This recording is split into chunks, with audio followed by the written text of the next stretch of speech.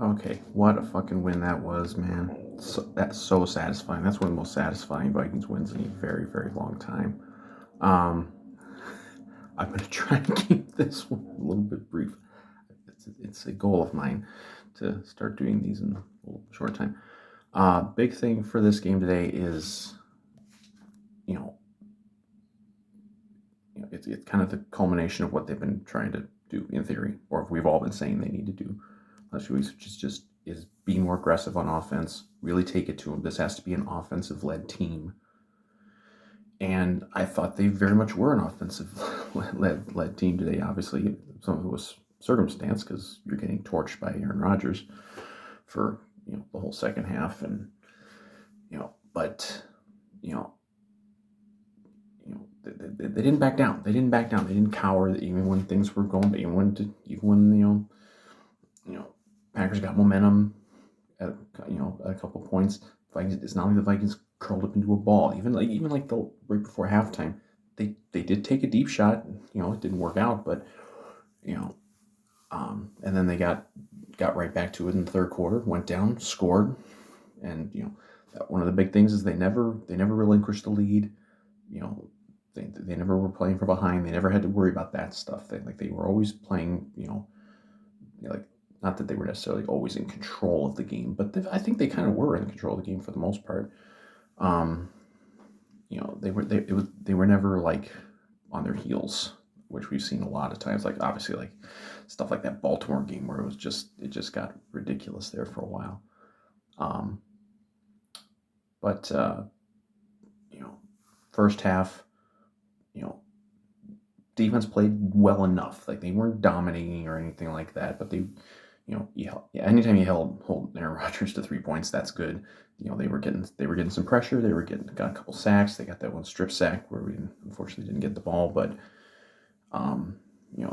they had some good coverage plays. Like they were doing enough. Like, and we've certainly seen that in most games this year. That there haven't been any games this year where this defense is just getting absolutely plastered for 4 quarters. Now they got plastered for 2 quarters today, but you know, um, sometimes that's all it takes. Like you play 1.5 really good quarters of defense against Aaron Rodgers. That's enough to make the difference. And offense was very good. Like there's no doubt the offense was very good, and that's in spite of the fact that the offensive line was not very good today. I did not think, certainly in the first half, I didn't think they were very good. Replay after replay, they're showing Mason Cole's getting picked up and thrown back like a ragdoll, just like with Garrett Bradbury. And Darisaw had there were a couple points where Darisaw was really getting burned. He's having some rookie stuff to work through, but I think he will. But they were still throwing the ball a lot. They were going downfield, and a lot of times that's working out because you're throwing to Justin Jefferson and to Adam Thielen, who are two of the best in the game. Obviously, Jefferson is just on a whole other level. I mean, if he ain't top 5 receiver in the game, I don't know who the hell's how many more are ahead of him. But I mean, just a huge game from him, and we didn't see very much of the stuff that we all as Vikings fans kind of grown sick of. The dump offs on like a long yardage play, the stupid runs on long yardage plays. The Packers were the ones who actually did that. They had that one drive where I forget what happened. I think it might have been a penalty, and then they ran on like 2 straight long yardage downs. And I'm like, oh, see, other teams do that. It isn't just the Vikings. But the offense was very good. Like the offense never really the offense never went into a shell. They didn't score every time, but they never went into a shell. I thought, other than the stupid 3rd and 1 pitch out to C.J. Ham, which needs to be erased from the playbook. It's like, there's nothing against C.J. Ham, but come on, he's like not the person you're gonna run. You should run that play with.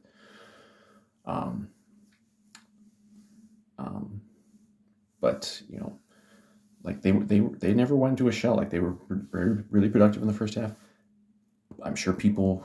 I wasn't really seeing much of this, but I'm sure people were pissed off at before the end of the half that they didn't score. They did try. They did. They threw the long pass to KJ that was overturned, and then they did throw a couple more passes. Like they tried, and of course, then they ended up having to punt it back, and something bad could have happened there. So we kind of see the risk and reward of that approach, and obviously the risk and reward of throwing a lot more deep balls, a lot of more 20, 30-yard passes. It worked out today. Almost didn't. That guy comes down at around the 2-minute warning. If he comes down with that ball, if he controls it, Packers probably win the game. I don't think there's much doubt of that, because there's no chance that we were going to stop him at that point. And there was another one, the other one, where it was like a real deep ball to JJ, I think, and it was double coverage, and JJ actually kind of made break up on that to prevent the interception. So I'm not one of these Vikings fans who constantly is complaining that every offensive play is not like a 20 or 30-yard pass. I'm fine with them doing it, but I hope these other people understand that if this is the approach going forward, yeah, it's going to work out sometimes, but there are going to be more interceptions. There are going to be more tip passes. There are going to be more bad things that are going to happen, and I hope that section of the Vikings fan base is okay with that, because it's inevitable. It's going to happen, because you're throwing balls that deep down the field. There's always going to be more of their guys there than your guys. So, but it worked out today because Kirk was on fire. Great Kirk game, absolutely. I don't know I didn't see what he ended up with yardage wise. I'm sure it was at least close to 300. Obviously, a lot of that was JJ, but Thielen made some big plays, couple good passes to Dalvin. Conk made a good play or two. They spread it around like he did a very good job, hanging in there in the pocket. Again, I don't think the offensive line was very good today, but he hung in there anyway. Sometimes he doesn't. Sometimes he has no chance. I mean, there were one or two plays today where he got just destroyed because he had no chance. Like that one strip sack on him, he had no chance. Like, I think that was the one where Darisaw just got absolutely just trucked into him. But like Kirk hung in there. He did his thing again. He did his late game thing again. He led the drive. The past that amazing, one of the best plays he's made since we got him. That play to get the touchdown to go up 31-24, hitting that thing against the blitz. And again, trusting your receiver. That's something that I think has very much been a focus for this team lately. And they're doing it, and Jefferson's making them happy that they're doing it.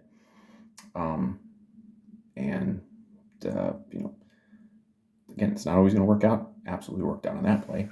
Getting a little dark in here.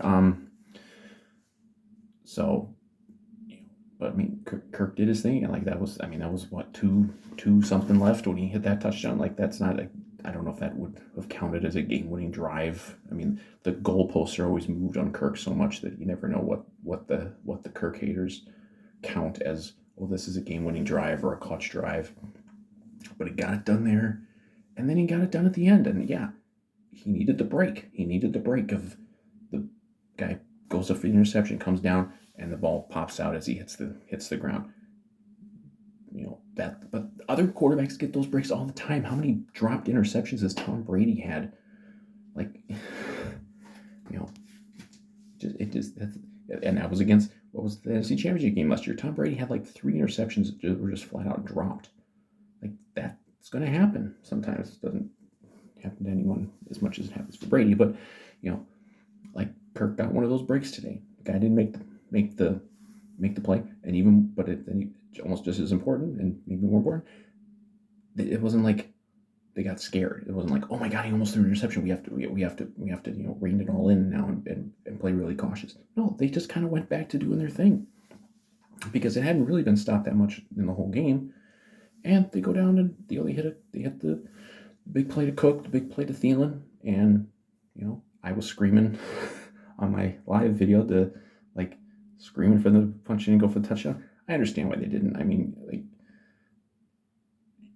they had in their control to never again let Aaron Rodgers touch the football. And like, if he missed the fucking 29-yarder and you lose a coin toss in OT and Rodgers goes down and beats you, what can you do at that point? Like what?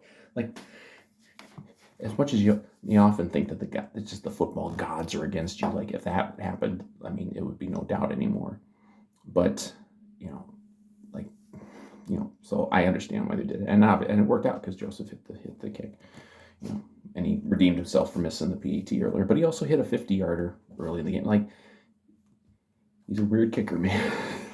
The long ones don't seem to phase him at all. The short ones are the ones that seem to trip him up. So I don't know what that's about. It's a weird psychology thing. But, and of course then they hit the 2 at the end, which was huge. And I think they would have handled that end of game situation differently if it was like, say they didn't hit the 2 and they're up 31-29, and then it's like, well, if we don't make this kick, the game is over and we lose. Maybe they do it a little differently. We'll never know. But I thought they ultimately it worked out. So there's nothing to complain about there.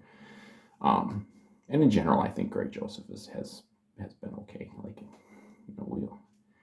he's a Vikings kicker. Like, we're never gonna have Justin Tucker. We're never gonna have Adam Vinatieri. We're just gonna have to deal with it. I think he's hit a couple of really important ones. So, it's just gonna be how it is. But yeah, I think like great late game drives by Kirk. Like this, like, it was always kind of a stupid, phony narrative against him anyway, because it wasn't that he's not good in fourth quarter situations and late game situations. He's just having so many opportunities this year. It's unbelievable. I mean, I don't know, like, because obviously he had 2 today. There have been other games where he's had multiple, late fourth quarter or OT drives, and he's hit on just about all of them. Like, his percentage has got to be way up there for these working out.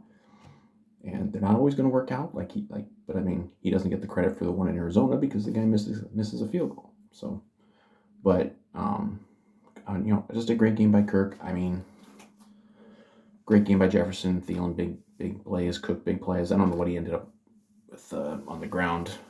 He didn't have a big game, but he had a couple of good runs in there. Defense, first half was pretty solid. I thought they, again, we had that late first half thing, and obviously, what can you say? I mean, I don't know what it is about that. Some of it's situational. Like, sometimes, like, your offense puts you in a bad spot there. Like, they shouldn't have had the ball when they got it, but you run a sweep to CJ Ham, and sometimes it's just the offense putting you in a bad spot. They had some chances on that drive even to get them. Didn't. Whole second half, Aaron Rodgers is just lighting you up. But ultimately, it weirdly almost helped them that they were incompetent at the end, because when it's 31-24 and they're getting the ball back, and it's like, okay, they're gonna, they're gonna have some sort of drive here. They're probably gonna score a touchdown to tie it. It's just a question how much time is left, and they scored right away, so we had as much time as possible. So that worked out. So it actually helped being incompetent there. So good job, Xavier Woods. Yeah, there weren't too many standouts in the game on defense, because I mean, they weren't very good on defense. Like, they got some good pressure, especially in the first half. I know Sheldon Richardson, I think, got one. I know Griffin got one. Of course, I think he also got that roughing the passer. That was another thing that was surprising in the game, is they actually were calling penalties on the Packers. They actually called a couple of penalties on the Packers, and that never happens, because we've seen it for years as Vikings fans. Especially obviously this was a home game, so it wasn't in Lambeau. If it was in Lambeau, maybe it would be a different story. But Packers always get the calls unless they're playing Tom Brady. But defense wasn't too bad in the first half until the very end. The second half, they were just getting lit up, which is why, thank God. But the thing was, we answered. Like, we had we had a 2-score lead, and then that's right. We did relinquish the lead, didn't we? It was 24-23. I forgot about that. So we did. I think I said we never relinquished the lead, but we did. It was 24-23. Um, but like we were just getting lit up, but the offense responded almost every time, and a lot of that's credit to Kirk. This is getting really dark here. I gotta finish. That's my incentive to finish quicker is to get done before it's really dark here. But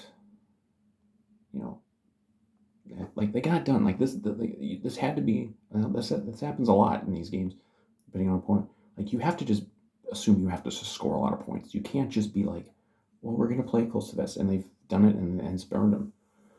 This one was like they obviously were of the opinion correctly that hey, we just got to score a lot of points in this game. We have to try to score, really, really try to score touchdowns every time. You're not always going to score touchdowns, but you try to, and that's how it worked out. That's how you beat a team that is they were 8-2 coming in, one of the best teams in football. Really impressive that they put up 34 on a defense that was looking like they were just gonna be a dominant force here. They just shut out Russell Wilson last week. They gave up like 13 points to the Chiefs in Kansas City a couple weeks ago. Like they were really looking good, and we put up 34 on them. That's really good. That's like incredibly impressive to me, even with some of the occasional stupidity by Kubiak and occasionally shaky offensive line play. It's what you have to do. We did it. We took it to them, and now we're officially back in a playoff spot. We are as of the moment that I'm doing this, we are the 6th seed. We actually we are the highest we've been all year. We are the 6th seed, and the NFC is a whole bunch of like 5-5, 5-6, 6-5 type of teams now. So we're in the mix for all of that, and a lot of teams. It's going to be all sorts of chaos for the remaining weeks of the season. We got 7 to go. Obviously, another big one next week, though, because we got to play the 49ers, which is one of the teams that's tied with us. So, obviously, we end up tied with that team. Well, we want to have a win against them. So, hopefully, we come. It's going to be a tough one because it'll be a holiday weekend, and then they're going to be traveling out to the West Coast, and it's going to be a tough one. Who knows what the 49ers are going to be? They kind of go back and forth, but I'm running out here very quickly. So yeah, wrapping it up. Great win, really impressive performance, particularly by the offense. Really, I hesitate to use the word statement win, but it's kind of a statement win. Like it shows that we really can do this. Like we can really go at it with any of these teams in the NFL, and we can beat them if we just limit the mistakes and let our stars shine. And we did it, and we beat the Packers, and we are back in it.